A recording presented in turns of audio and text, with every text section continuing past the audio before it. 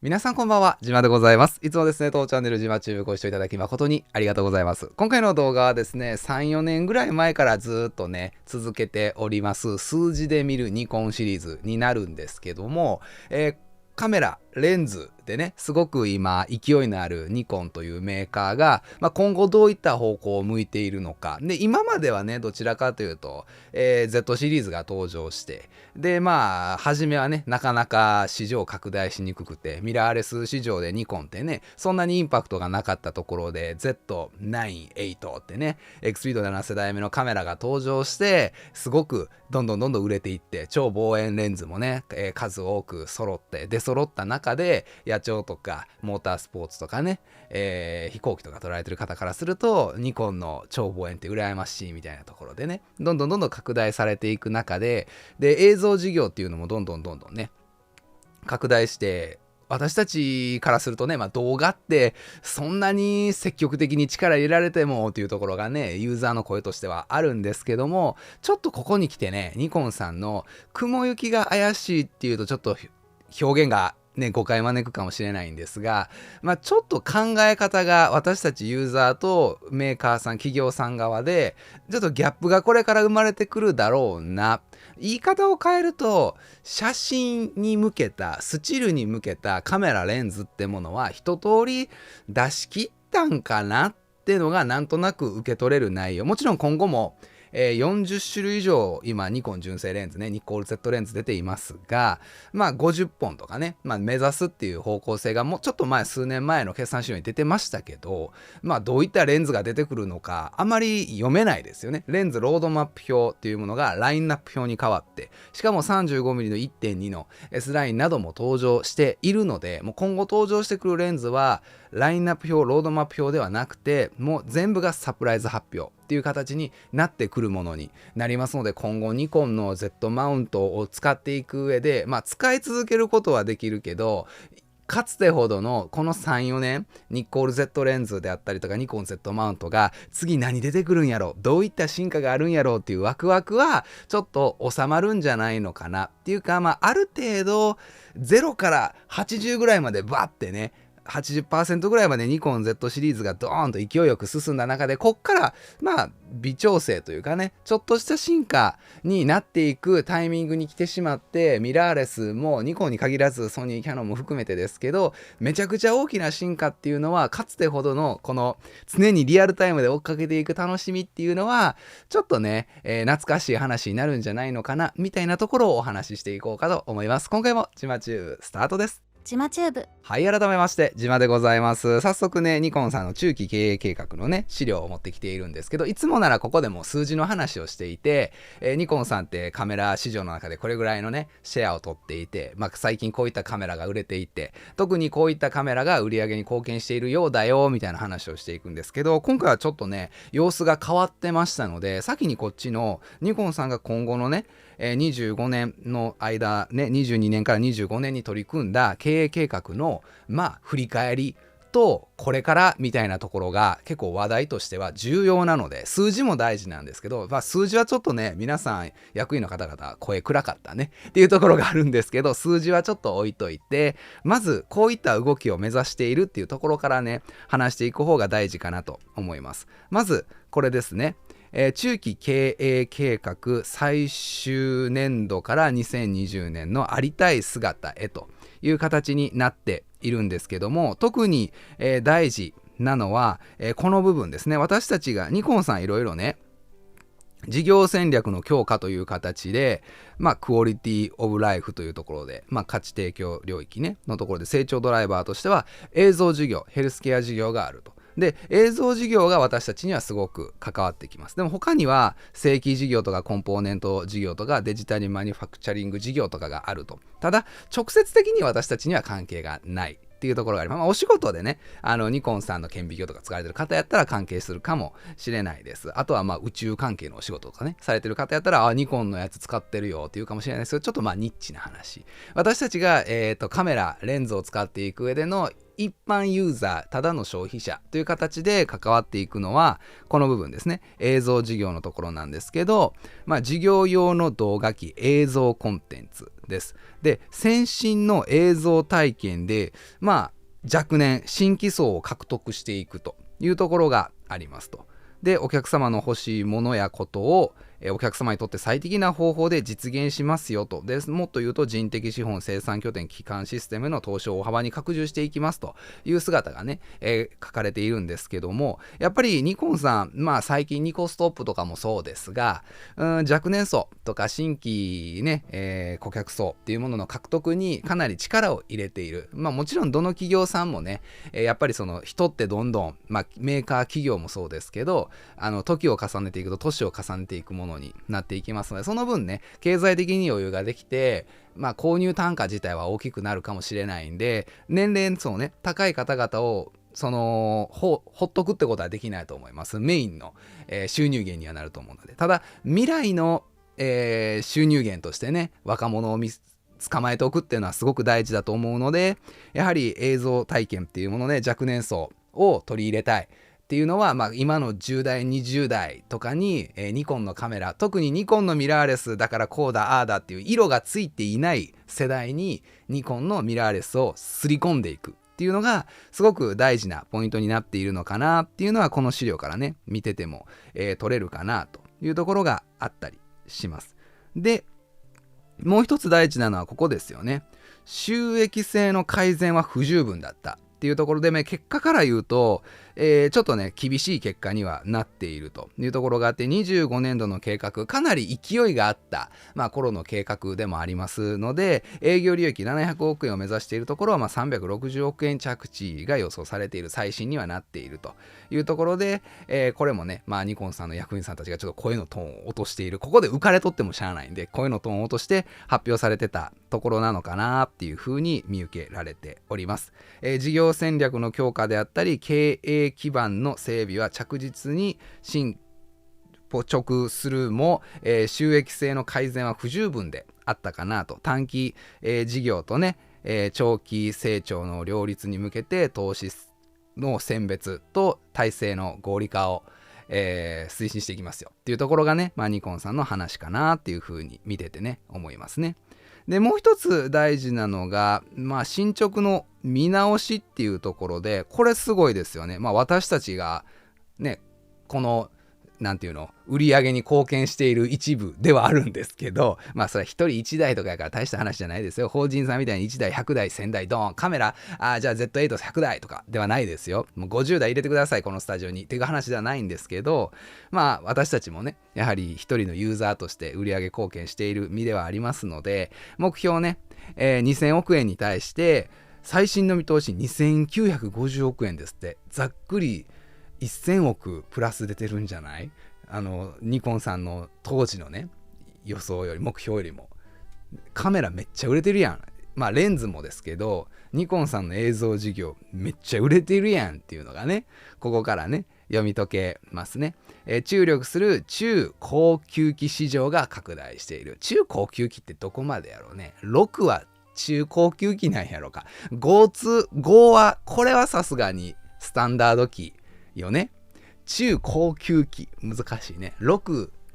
7、8、9あたりなんかな。でも23万してるからね、実売ね Z52 とか F あたりも中高級機に入ってるかもしれないですねっていうところと、営業の、利益というところでは、220億円に対して400億の利益出てるよというところになりますので、すごいですよね。売上の収益としては2950億円やけども、結局のところ利益としては400億っていうところなので、なかなかね、大きい金額の商売されてるんだなと。で、内容としてはプロハイアマチュア向けのミラーレスのカメラ、レンズ好調ですよっていう話がねここで出ているので、Z98 あたりですよね。プロハイアマチュア向けってなってくると、で今回動画とかが入ってくると63なんかも入ってくるでしょうし、それに対して24120とかを筆頭に、レンズ好調、売上ランキングでも常に、ランキングしているようなレンズたちが売れているんだろうなっていうのがね、この辺りから紐解けますよね。それに対して他の事業がなかなか厳しいね結果になっているので、ニコンはね相も変わらずその映像事業がすごく、勢いはありますけども、他の事業がなかなかね自立が難しい状況が続いているのかなっていうところがありますし、それは結構ね中身を見ていくと売上とか当たってるけど、いろいろその経費とかね、先に使ってるお金を、償却したっていうところもあったりするので、中身悪くないやんっていうねところがあったりはしますが、映像事業ね、ちょっと前であれば正規事業一本足打法だったんで、今になっちゃ映像事業一本足打法になってるので、映像事業と正規事業ね、前の2本柱のスタイルっていうものを目指してほしいかなっていうところはね見てて思いますね。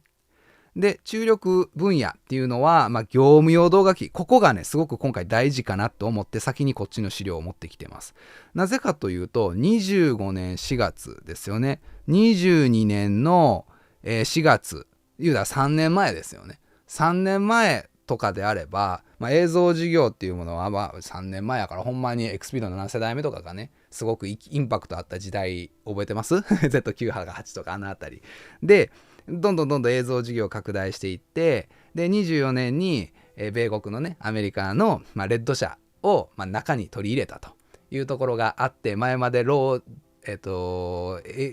画のねファイルの内部収録って私たちの特許だみたいな感じで結構ねレッド社となんかね日本のカメラメーカーがバチバチぶつかってて、なんか毎回裁判や訴訟やみたいな話が出てる時に、もうレッドの中に入れちゃえっていうのでニコンがねレッドの中に入れちゃったというところがあって、24年ねインパクトありましたよね。でそういったことがあって25年4月、今5月もゴールデンウィーク明けちゃってますけど、映像事業っていうものは今後成長ドライバーとしてこれすごく重要です。私たちに直接関わってきますし、今後の新製品に対しても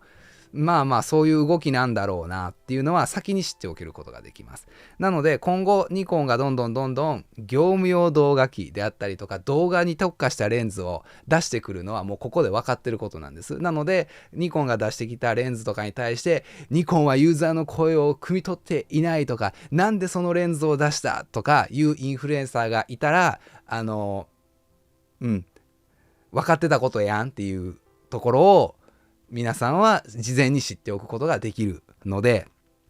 あえてコメント欄とかで書かなくていいと思いますよ。書かなくていいと思いますけども、もうすでに分かっていることなので、今後はおそらく、業務用の動画機、コモドとかあのあたりかな。レッドせっかく買ったからね、そのあたりにすごく力を入れていくし、それはそれで力を入れて Z シリーズでもしかしたら言ったらレッド社ってニコンの中にはいるけど別法人っていう形にはなるので、おそらくニコンイメージングジャパンとしても業務用動画機みたいなものは出してくるのかな。 Z30 のフルサイズ版とかがそれになるかもしれへんし、Z シリーズも全く別のナンバリングでね出てくるかもしれないので、もしかしたら Z シリーズの動画特化カメラっていうものがシネマカメラが出てくるかもしれないですね。でその時にグローバルシャッターがレッド社の技術なんかを取り入れてるかもしれないなとか、いろいろね期待できますし、もっと言うと業務用動画機自体はレッドに任せておいて、コモドとかあったり V ラプターとかに任せておいて、本体側はね任せておいて、ニコンはもう自分の得意というかね、もうここまで続けてきているニッコール Z レンズに全力投球するか、もうカメラ本体側、シネマカメラ本体側はレッドがやるから、私たちはニコール Z レンズでシネマ産業を盛り上げるっていう風に振り切るか、ここはちょっとこっから30年2030年って書いてるから、あと5年間はこのニコンさんの動きをちょっと見ておきたいなって思いますので、今後どういったレンズが出てくるのか、ニコール Z の単純な、スチル向けの、レンズももちろん数本は出てくるでしょうけども、やはりこの今ねニコンさんが見ている姿からすると、業務用動画もしくは業務用動画に向いたレンズっていうものが注力されるんじゃないのかなっていうのはこっからね読み解けますね。なのでこういった資料まで深くニコンにすごく集中して情報収集をしていないインフルエンサーとかからすると、こういったところはすっ飛ばして新しく出てくるプロダクトに対しての賛否を話してしまう。それはそれでいいと思うんですけど、私からすると先にこの情報をキャッチしているので、今回ね資料が出ているので公式から。なので今後ニコンさんは業務用の動画機であったりとか動画用レンズが出してきたことに対してちゃんとプラン通りに動いているんだなっていうので拍手を送るべきだなっていうのは先に把握してできることかなというふうにね思っておりますね。で、人と機械が競争するですね、社会の中心企業でありたいっていうのと、組織の、最適化と、成長領域の明確化を行って業務用の動画機、次世代露光、金属負荷加工っていうものを重点的に強化していきますよっていうのが、ニコンさんの2030年に向けた姿ですね。このあたり黄色のところですよね。業務用動画機、中心なので、ニコンは今後2030年まではいわゆる Z シリーズ含めて安心できます。ここでメーカーさんによっては映像事業がパッとせんからもう店じまいしますわっていう風に発表されるメーカーさんも過去にはありました。で、そういった情報を事前にこういった資料からキャッチしていると、もう近々このメーカーからカメラは出てこなくなるだろうから、レンズは出てこなくなるだろうから他のマウントに移ろうとかいう判断ができるんですけど、ひとまず私は2030年は、ニコン全然なんていうの、そのリアルタイム第一線で商品が出てくるんだろうなっていう、それが静止画なのか動画なのかはまだわからないけども、2030年までは映像事業しっかり、出てくるんだろうなっていうのは、確認できたというので一つの安心感、自分がねこんだけ Z マウントに自分のお金投資してきているので、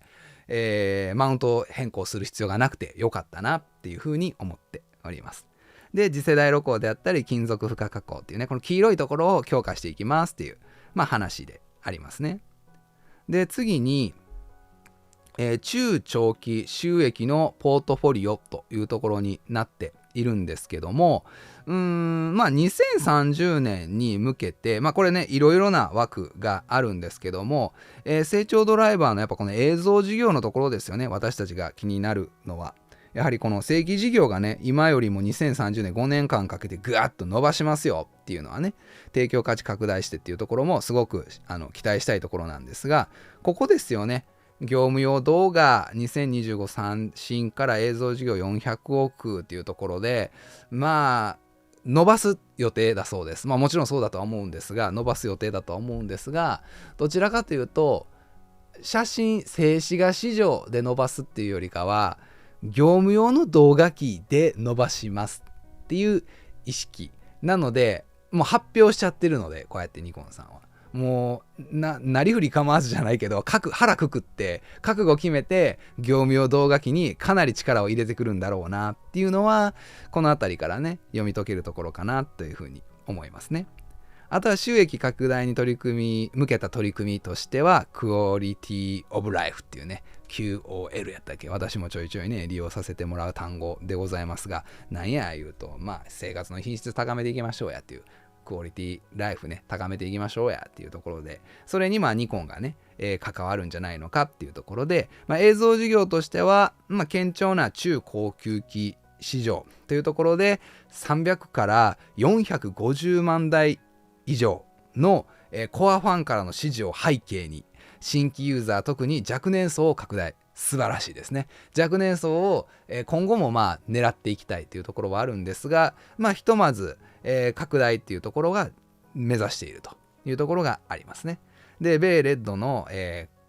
シネマ事業というか著名なね、動画に強い、映像に強いところの会社さんを買い取ったことによって業務用動画市場に事業を拡大、いわゆるキヤノンとかソニーがシネマ事業としてやっているところにニコンでシネマカメラってどうなんねやろうっていうのがずっとあった課題というかね、やきもきしていたところに、もう自らZ シネマを立ち上げるんじゃなくて、もうレッド仲間に取り入れて、じゃあ一緒に Z シネマを立ち上げましょうという形で一気にドンってきてね。で Z シネマというかレッド買収の時と Z6-3 の時に結構いろんなソニーとかでも色がコテコテのソニー色がついている映像クリエイターさんを結構ニコンが引っ張ってきて、でどっちかっていうとソニーさんのところで映像クリエイターが結構あんまり仕事なくなってきてるよねっていうのは見とってわかるんですよ。なんとなくソニーさんの映像クリエイターさんが最近そんなに勢いがないなっていうところでニコンがそれを前は逆やったんやけどね。ニコンで勢いがある人たちがソニーとかにガッサー持っていかれてたんですけど、今は逆にソニーとかでそんなに活動の場が減ってきているインフルエンサーたちをニコンが囲い込んでるとか引きずり込んでるような印象があるので、そういった方々がやっぱり言うたらファンがついているので、それごと一緒にセットでニコン側に来ているところがあるなっていう印象がありますが、若干危ないよね。これってまたそのメーカーさんニコンの動画を使って今は使ってるけど、本心はニコン別に使いたいと思ってなかったっていうのを3年後5年後にそのインフルエンサーさんがよくあるパターンじゃないですか。仕事として受けてたけど別に使いたいのはやっぱソニーやったっていう風に戻られてしまうと、またゴッソン抜けてしまうから、これはニコンさん今のがチャンスなんで、持ってきてもらったユーザーさんをニコンに依存させないと、いい意味で定着させないとちょっと怪しいんじゃないのかなっていう今の戦略は私自身思っております。っていうかそういう声がよく聞きますなので別にニコンの動画機である必要ないよねっていうところをよく聞くので、写真であればニコン使いたいけどねみたいな映像クリエイターは結構多かったりします。だからニッコール Z レンズにしか魅力がないみたいなことはよく言われたりもしますので、今後のね動画に向けたカメラっていうのはすごく期待できるかなというところがありますね。あとは提供価値の拡大っていうところで、Z9 ね、9フラグシップの先進機能の展開、ボディのラインナップを拡充。でもこれもだいぶこすり切りましたよね。だって Z9 が出たでしょ。すごいね、X スピード7世代目で、Z8 が出て63が出て、逆や F が出て63が出て52が出て今52が出たでしょ。もう6個目なんですよ、6機種目で。その間にX スピード7世代目がファームウェアバンバンね更新当てて、結局のところ4回ぐらい当てたんかな。バージョン1から5バージョン大型5まで持っていってるので、4回ぐらい大型ファーム当てて、でこれはもう Z9 2カッコ仮なんじゃないかって言われるぐらい、初代の Z9 とは機能差が出るぐらいファームアップで付加価値を提供したっていうのはニコンさんのあっぱれ戦略かなと、素晴らしい戦略だなというふうに、私自身もね思っておりますが、ボディのラインナップを拡充しているとはいえ、もう X スピード7世代目が珍しくはなくなりましたよね。結構 Z52 も購入された方からいろいろお話を聞いてたりすると、9持ってたり8持ってたり F と52持ってたりとかね、 ZF と X スピード7世代目が、Z52 と Z52 っていうね組み合わせで、 X スピード7世代目が初めてではないですっていう方も結構多かったりします。もちろん Z5 から Z52 とかレフ機から Z52 とか Z52 で X スピード7世代目に初めて移れたっていう方も多くはいらっしゃいますけど、もうそろそろ X スピード7世代目のインパクトっていうのは現実的に使いやすいカメラで、それで価格を抑えてくれるから素晴らしいっていうのはあるけど、目新しさがあるかっていうとそんなにない状態にはなっているんじゃないのかなっていうところですね。で、新たな表現を可能にする専用レンズは50種類以上へっていうところが発表されているので、今42、3本ぐらいあるのかな。スペシャルエディション除いたとしても、50種類っていうところなので、ひとまずあと10本弱ぐらいは純正から出てくるんかなっていうところがありますね。これはすごく期待したいところです。で、そのレンズが動画用に向けたレンズなので、この前の28135の F4 の PZ みたいな形の動画特化にしたレンズなのか、スチル向けのレンズが実はまた隠し玉ありましてんっていうので出してくるのか、このあたりはね期待したいかなと。で、このクラウドを活用したアプリケーションサービスの強化、これちょっとなんかねふわっとしてるんですけど、イメージングクラウドのことよね、きっとね。ニコンイメージングクラウドとかフレキシブルカラーとかアプリケーションサービス強化って言ってるからね。あとはイメージングレシピ、このあたりかなって思うんですけど、これは前のね動画でもお伝えさせていただいたそのイメージングクラウドフレキシブルカラー、ものすごくいいものでもユーザーのこの使っていく視点になると使い勝手悪いっていう、機能として取り組みとして視点として考え方としてめちゃくちゃいいものでも、それはきっとリテラシーの高い方々がこうなったらいいよねっていうので作り上げたもので、それを一般ユーザー私たちに落とし込むのにはかなり大きな溝があるよと。なので私自身もフレキシブルカードがイメージングレシピを積極的に動画として情報を提供しないのは、提供したとてじゃあそのギャップどう埋めんのよって、ジマさんがワークショップで毎回手取り足取り教えてくれんのかいなって、動画で教えてもうたとて私の環境ではこうやねんって言われてしまうと結構ケースバイケースなところがあるので、押したい機能ではある、プッシュしたい機能ではあるし、メーカーさんニコンさん側もフレキシブルカードがイメージングレシピにすごく力を入れているのはわかるけど、ユーザーとのギャップはある。でそこでやっぱフレキシブルカラーとかイメージングレシピがおしゃれであったりとか若年層に向けた、ビジュアル、メインビジュアルを持ってきているので、ドンとサイトごとね、ウェブサイトが実際そういう作りなので、なんかもう別物、私らには関係ないものっていう風に、リテラシー高い若者に向けたもの専用のものに、なっちゃってるかなっていうところがあるので、このあたりは、それでいいですねんってニコンさんが言うんやったらそれでええと思いますよ。もう若者にしか私ら興味ないですねんっていう話だったらそれでいいと思いますけど、別にでも若者が別にこれやりたいかっていうと別に何も思ってないところ大きいからね、実際のところどうなるのかっていうのはすごく期待というか、2、3年後がね、楽しみかなっていうところですよね。今のとこどうなってんの？ Z63 から始まって52、52、F 入ったよね、イメージングクラウドてかフレキシブルカラーイメージングレシピか、結局あれ CPU プラスで ZF 先行展示されてたけど、なんかファームウェアのアップデートね、もう一般公開されてたかなと思うので、このまま増えて、新しいカメラは基本フレキシブルカラーが使えるようになるのかなみたいな感覚ですね。あとはアメリカのね、米のレッド社とのニコンの取り組みっていうのを相互補充してシナジー創出、ここがやっぱ一番のこの3年5年の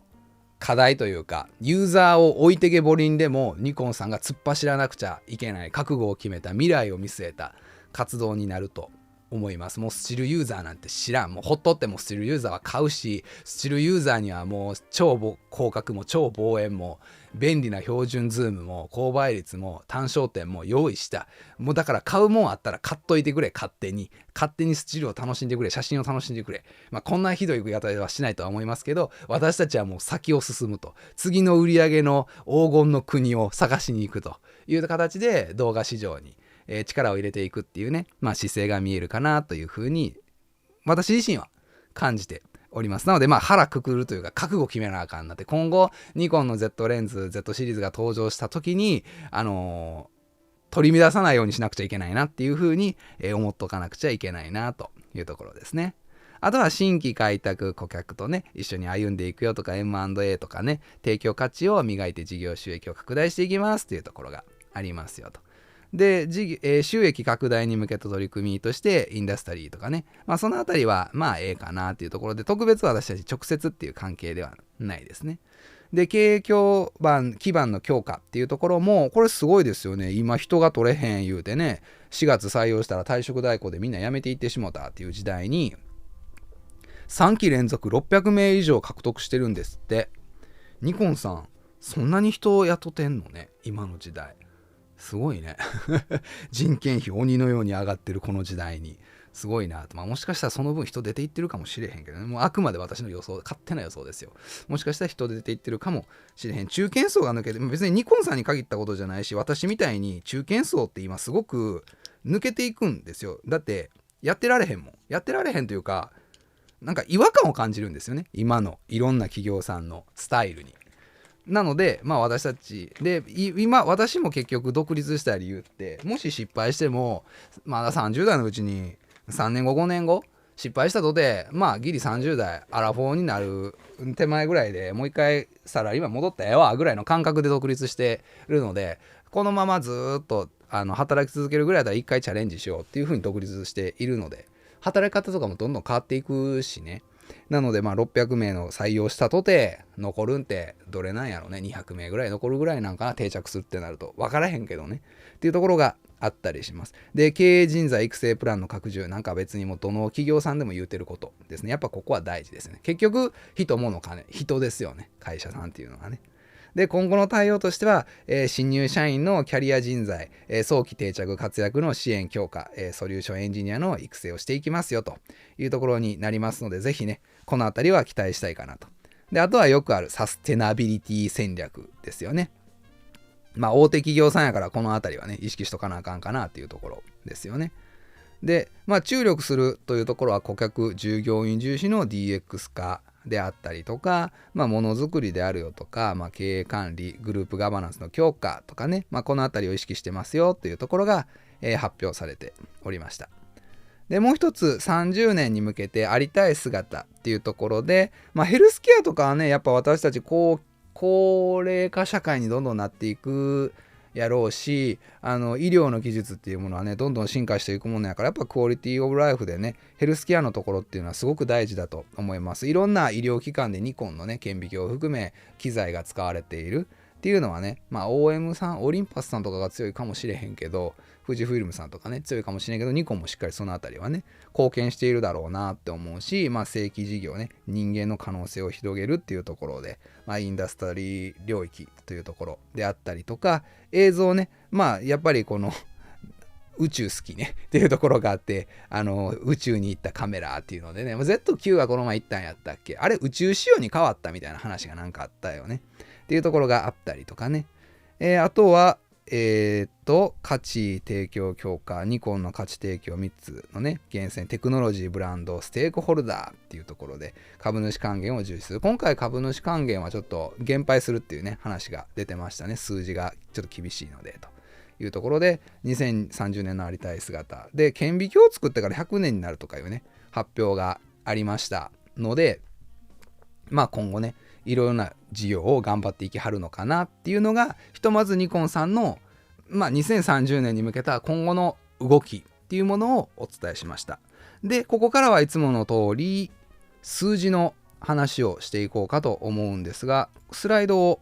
切り替えます。決算報告。こっちでございますね。25年3月期の決算の資料ですね。で、まあ数字についてはなかなかまあ厳しい数字が出ているのかなっていうところと、まあ円安が160円ぐらいまで突っ走ってたところがあるんですけど、今145円前後ぐらいにまあ落ち着きつつある。まあそれでも2、3年前って110円の時代からすると145円なんてもう泡吹いて倒れるぐらい円安進んでるんですけどね。だってあの当時って120円130円いったら毎日ニュースが円安や円安ややばいやばい大変や言うてたでしょ。で今それ130円突破しても145円になってもなんか円高やねっていう、あれわざとなんやろか。一回円安にもう振り切ってしまえば145円ぐらいに着地したとて円高でみんな慣れたやろ。もう新スタンダードは150円時代だっていう、昔みたいな100ドル100円110円時代はもうないと、インフレは進んで150円時代やという感覚になっていくから、今後ほんまに新卒の子たちの給料 1.5 倍ざっくりで30万円前後ぐらいっていうのは当たり前なんかな。そしたら就職氷河期とかね、私たちのようなちょっとその後の世代っていうのは16万18万とかで社会人16万ぐらいやったかな、社会人スタートしてたので、それしか仕事なかったからね大学出て16万18万なんすか。まあしゃあない、働くとこないもんっていうところで、まあね、頑張ってた世代が一生懸命人事2、3万等級合法制で給料3000、5000円毎回上長とね面談して営業成績達成したから月給、等級合法制で等級は上げられへんけど合法は上げれるから2000円アップやねとか、ありがとうございます言うて会議室でねニコニコしながら帰っていたところが、3年後5年後経てば新しく入ってきた子が私らより給料高いっていうね。で教えてくださいって言われて、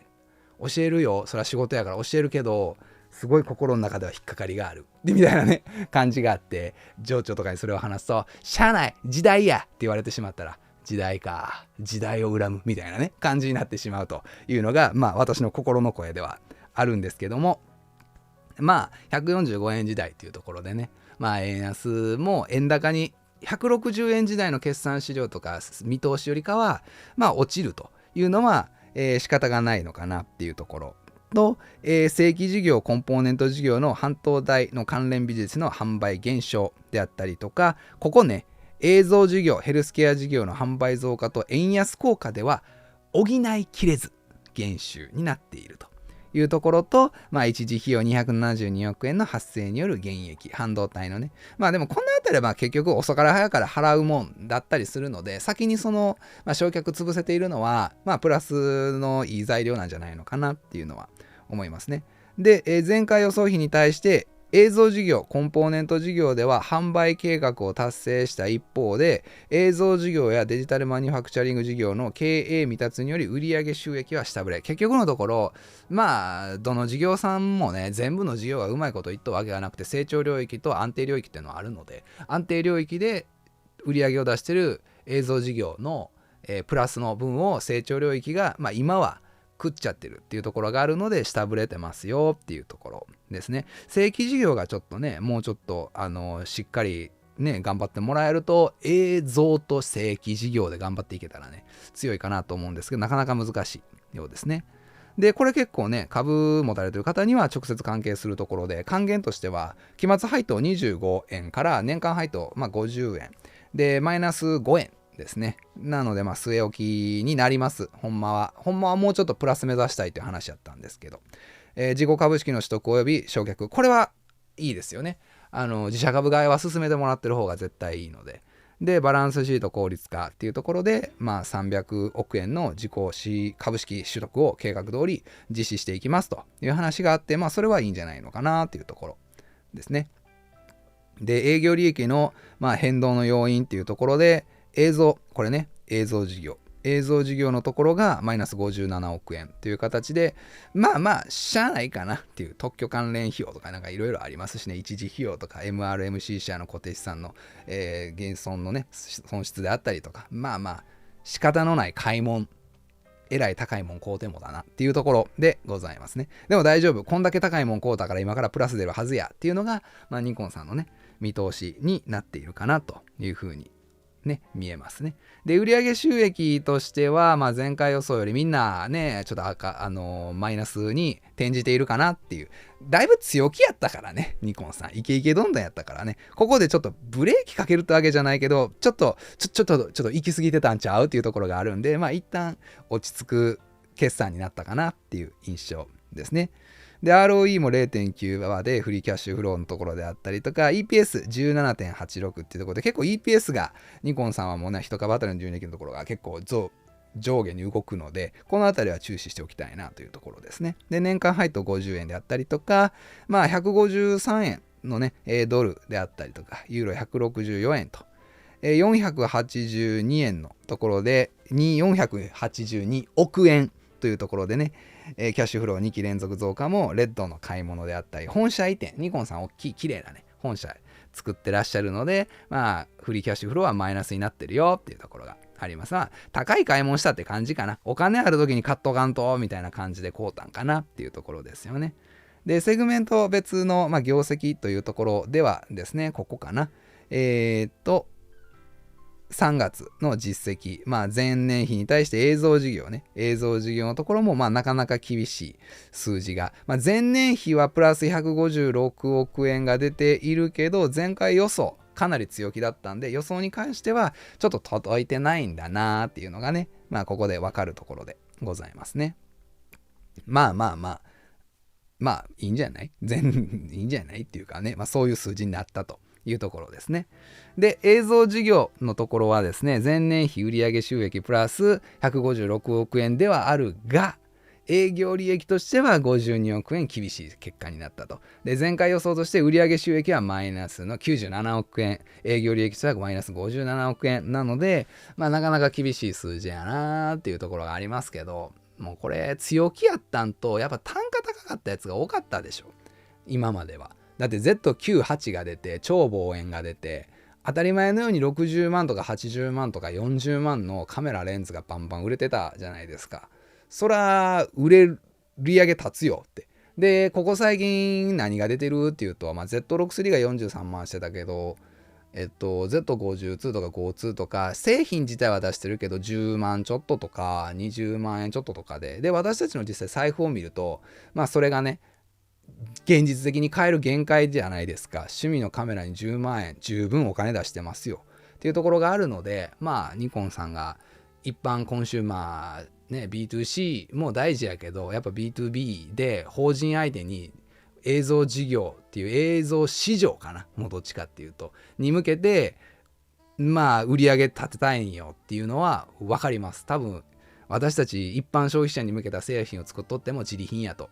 思いますので、まあなかなかね厳しい結果なのかなと。でレンズ交換式のデジタルカメラ市場は中国を中心に拡大って書いてるんですけど、これ私は中国が前まで縮小してたんですよ、極端に。まあ今中国だいぶ景気よろしくないじゃないですか。なんか見かけ上は景気ええように見せてるけど、だいぶ中ズタボロやでっていうね話が出てて、でこの前何やったっけ、中国とインドがねとにかく今ゴールド金をすんごい買ってるじゃないですか。何やったっけ、ドルの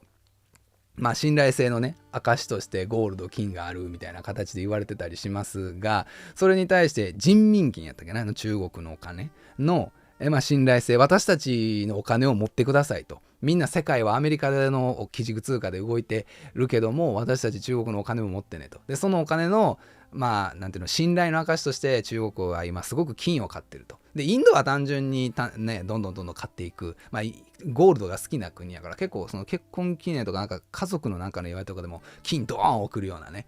文化だったりもしますので、まあ中国が勢いあって金買うて、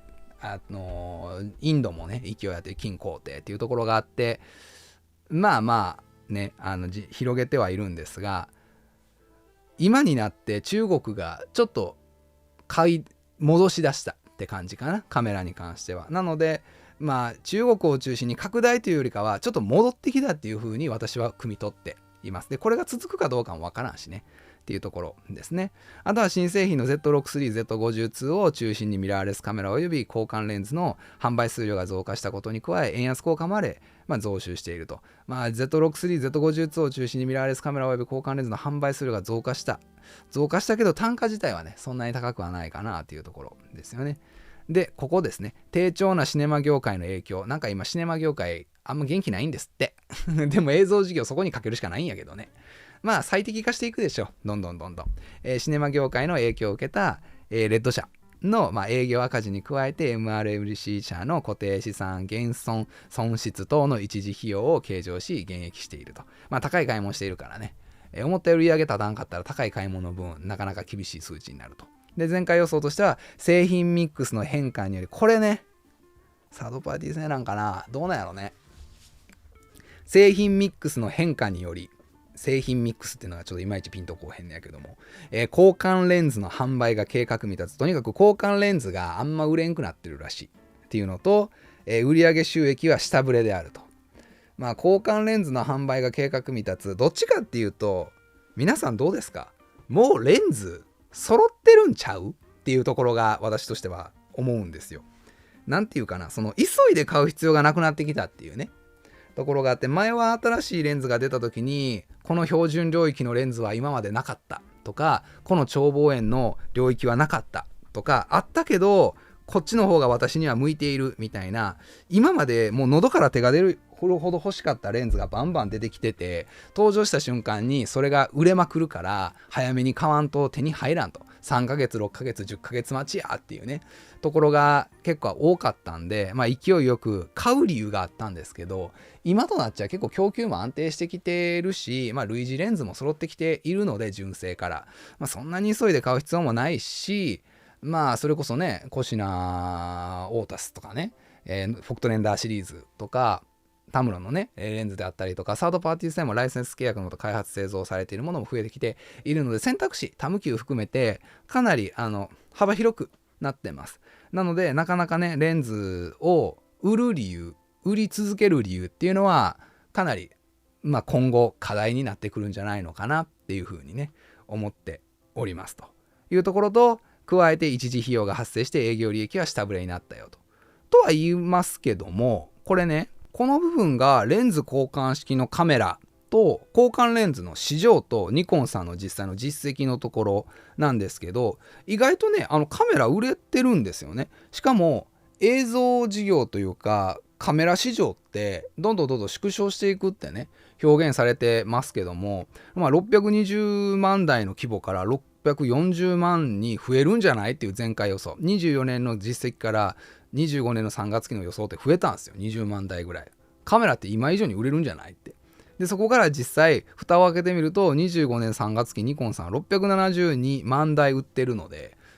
カメラ売れてるやんっていうね。市場広がってるやんと。で、その中でニコンさんは85万台売ってるので、なかなかね、大きいんじゃないのかなっていうふうにね、思ってたりします。10% は超えてるよね。10% は超えてると。で、市場規模としても、なんていうの、1000万本ぐらいが前回予想されてたところ、レンズ市場として1042万本。なかなか売れてるよね。っていうところがあって、その中の131万本なので、まあ 10% ちょい、13% ぐらいは、まあニコンさんのレンズが買われているという形になっているので、まあ市場規模的にもニコンは、まあキヤノン、ソニーがすごいシェアね、大きいですけど、まあ 13% ぐらいは、まあ富士フイルムとかも含めて、まあ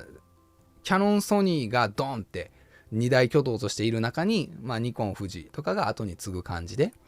展開できているのかなっていうのはこの資料からね読み解けるところかなというふうに思います。あとはまあ正規事業なんかは、まあ、興味ある方がね見ていただいたらいいかなと。このチャンネルではカメラとか写真とかに関する話になりますので、多分ね映像事業に特化している方がいいかなと思いますので、この辺は割愛させていただきますというところですね。で、これちょっとおもろいんでおもろいんで言うと飽きませんねんけども、まあ1株あたりの配当は50円、中間配当25円、期末配当25円。まあこれはさっきね話した通りで据え置きですさーって話なんですけど、為替の前提、まあドル145円、まあ分かると。今だいたい140円から143円、145円ぐらい間うろちょろしてるというところがあるので分かると。これトランプさんの話やんね。米国関税影響不確実性が高いとおっしゃる通りでございます。あれ結局なんか90日とか伸ばすや伸ばさへんやって話なんかしてるね、ニュースで。よう分かっとらへんねやけども、どうなるんやろね。今回の見通しには織り込んでませんと。もう不確実性が高いから分からへんっていうね。現時点では営業利益の影響額として100億円。関税って100億円も変わってくんの話。100億円ってってびっくりするよね。それは中小の企業飛ぶわっていうね。まあ、このニコンさんの規模やから100億円って話なんですけど、関税ってやっぱね、輸出する会社さんからすると、アメリカ産にね、製品売る会社さんからするとなかなか厳しいよね。まあ、ニコンは特に日本、アメリカ、ヨーロッパ、中国、まあ、この辺りに結構シェア大きい売上の規模依存してたりもするので、まあ、アメリカで関税ドーン入れられてしまうとね、まあ、アメリカだけじゃないかもしれんけどね、もしかしたらっていうところがあったりするのでなかなかインパクトがあるなっていうふうにね思いますね。でこれは株主還元ほんまはね60円ぐらいにしたいなって思ってたけど、まあ据え置きで50円でいきますさって話ですねというところかな。財務ハイライト。まあ、このあたりもね、興味ある方は、まあ、EPS あたり見とってもらったらいいかな。で、セグメント別であたり映像事業。まあ、26年3月期通期の見通しになります。まあ、こうなるだろうに向かった動きなんですけども、なんかニコンレンズ売れるらしいですよ。今までの話聞いとってほんまって思っちゃうんですけど670万本の市場に対して95万本は売りますと。市場は据え置きやけど、我らニコンのレンズが売れるんですっていうふうにね、ニコンさんは言い張っておりますね。で、レンズとしては、1000万本のところ、カメラ670か。カメラ670に対して、レンズですね。レンズが1000万本のところに対して140なので、まあ、14%。今13% でちょっとうろちょろしてるけど、もう 14% まで持っていくよと。なのでカメラ670に対して95万台売るし、レンズっていうものはまあ1000万本に対して140万本ぐらい売ると。まあカメラこれ台数 Z52 とか Z52 が出たからね、まあもしかしたら売れるかもしれへんね。買いやすいカメラが出たから。今までは高価格帯のねカメラばっかりだったんで、まあ売れるんですけど、売りやすいカメラかっていうと単価としてはなかなか値段取ってたんで、 Z52、Z52 がまあこの差分の10万台分ぐらい埋めるんちゃうかなっていうふうには思ってたりもしますね。で、これは通期の見通しですね。通期の見通しが前年比収益売上3億円マイナス、営業利益13億マイナスという形になっていて、レンズ交換式デジタルカメラ市場は引き続き、堅調に推移すると予想している。だから、堅調に推移してくれんと、ニコンさん財布危なくなって、プール金あるやろうけど、財布ね、なかなか危なくなってくるから、映像事業はとにかく元気でおってもらわなあかんと。で、Z9 ですね、フラグシップ9の先進技術を展開したボリュームゾーン、新製品 Z52 とか、好調な Z52、やっぱ52、52、このあたりはね、中心になってくると思います。販売数量の増加を見込むものの、これ大事。平均単価低下。でも私たちの財布からすると、ねえ、十分高い買い物なんやけどね。平均単価の低下するっていうのは仕方ない。その代わり売れる台数は増えるっていうのはさっきの95万台のねところかなと。売上収益は前年並み。売れるけど単価下がるから前年をキープするのが精一杯かもしれんっていう話ですね。で、為替の円高の影響もあって、現役、160円から145円になられるとね、実際ほんま160円の時代やったら Z52 って28万か9万ぐらいでね出てたはずなので、で145円時代に出てくれたから26万円ぐらいになってる私たちからすると、ちょっとねお買い得に買えるカメラやっていうところにはなってるんですけど、その分ね現役にニコンさんはなっているというところもありますので、ほんま円安円高でね企業さんの成績って変わってきますよね。あとは通期見通しの他の、事業部の話でございますね。で、営業利益の話、参考資料、このあたりですね。私たちが関わってくるのはニコンさんいろいろな事業してはりますけども、映像事業、正規事業、ヘルスケア事業、コンポーネント事業、デジタルマニュファクチャリング事業をやってるという話で、これをね、先日私もその東京出張の時にね、ニコンミュージアムの方にね、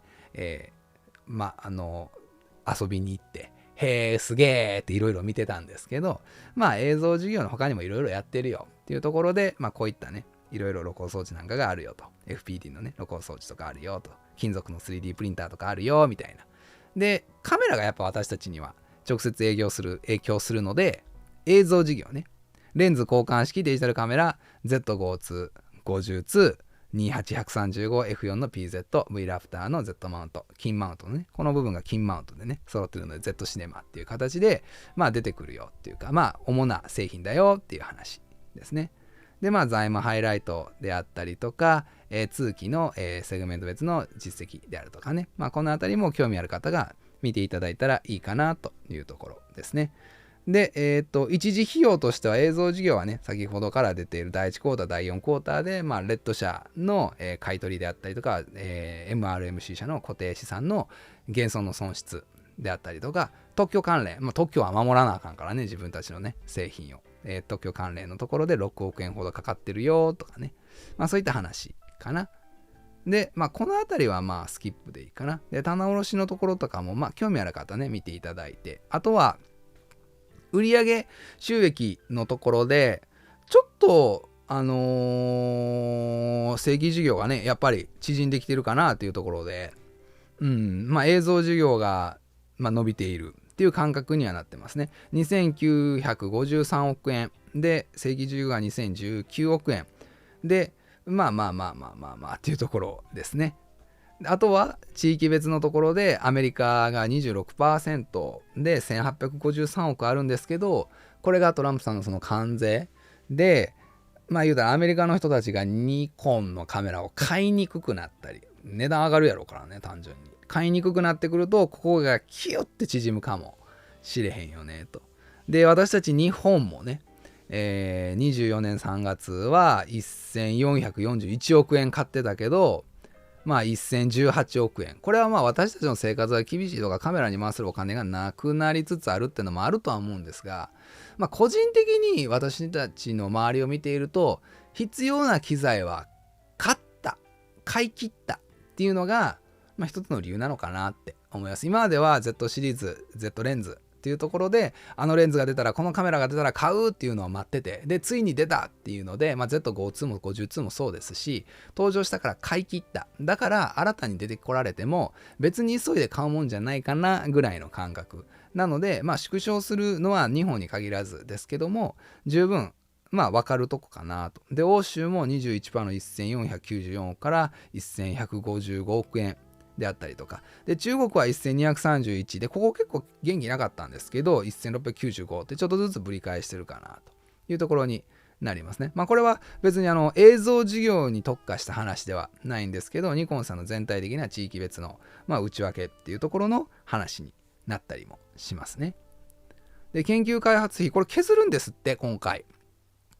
今までがだいぶでかかったからね、250億円に対して225億円でちょっと削りますと。でも十分お金出してくれてますよね。で、202億円の正規事業は逆に増やしますと。225億円。攻めるんでしょうね。で、映像事業に関しては、225億円、ほぼほぼね、据え置きみたいなものなので、今後もニコンの映像事業で、Z シネマ含め、動画機材含め、何かしら製品は出てくるやろうし、ファームウェアの更新とか、それこそイメージングクラウドとかね、あのあたりの機能強化なんかも十分期待できるところかなっていうふうに思いますよね。で、キャッシュフローの話であったりとか、映像事業のね、販売の台数のところで、これはね、先ほどお伝えしたようなものかなっていうところですね。で、正規事業であったりとか、あとは、為替の影響であったりとか、セグメントの並行、このあたりは柔軟にね、企業さん側でご自由に吉名にやってくださいっていうところで、あくまで将来予想に関する記述だよっていうところで、このように話が進めばいいねぐらいの感覚で受け取ってもらえたらというところです。いかがでしたかね。ざっくり1時間弱ぐらいですね、お話しさせていただいて、今回はいつもよりもどちらかというとニコンさんが今後こういう風にやっていきます。3年間ぐらい頑張ってきて、25年をめどにいろいろ活動してきたけど、着地25年はこういう風になりましたっていうのがまず冒頭にあって、で、答え合わせのタイミングでもあったんですね。25年っていうのが一つのニコンさんの Z シリーズというか、映像事業を含めたいろいろな活動の一つの答え合わせ。で、そこから2030年に向けた次の動きっていうものを取り組んでいきますよっていうのが今回の発表内容で、その中で特に、業務用の映像事業ですね、動画っていうところでニコンさんはかなり力を入れるという発表がありますので、今後はもしかしたら、もちろんそのスチル静止画写真向けのカメラとかレンズは出てくるだろうけども、今までほど元気ではないのかな。どっちかっていうと動画とか、映像事業向けのものを中心に展開していくんじゃないのかなっていうのがなんとなくね、読み解けるものだったかなと思いますので、ぜひね、皆さんもこういった内容を参考に、ダウンロードしておきます。こういったね、情報を参考に今後のニコンの新製品の情報ってものをキャッチしていただいて、ニコンから動画に特化したカメラとかレンズが増えてくるかもしれないですけど、ユーザーの声を汲み取っていないとか、いろいろ意見が出るかもしれないですし、それを待ってたんじゃないとかが出るかもしれないんですけど、そもそも会社さんはそっちを向いてないっていうね、ところのミスマッチを当チャンネルの視聴者様だけでも把握していただけると、